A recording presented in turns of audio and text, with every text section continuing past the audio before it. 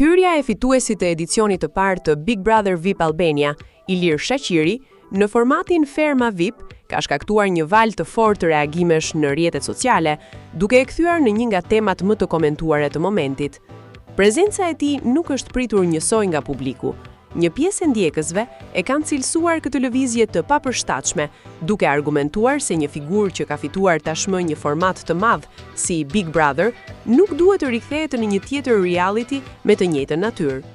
Të tjerë, ndërkohë, e shohin si një strategji të zgjuar për të qëndruar në qendër të vëmendjes dhe për të forcuar më tej imazhin e tij publik. Debatet janë shtuar edhe më shumë pas raportimeve mbi pagesën që ai ka marrë për këtë pjesëmarrje.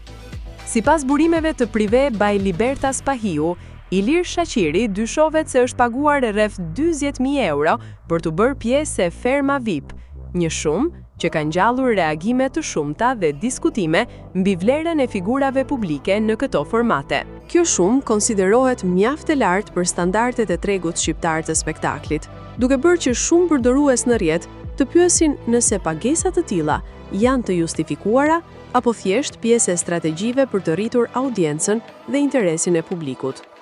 Pavarësisht kritikave apo mbështetjes, një gjë është e sigurt.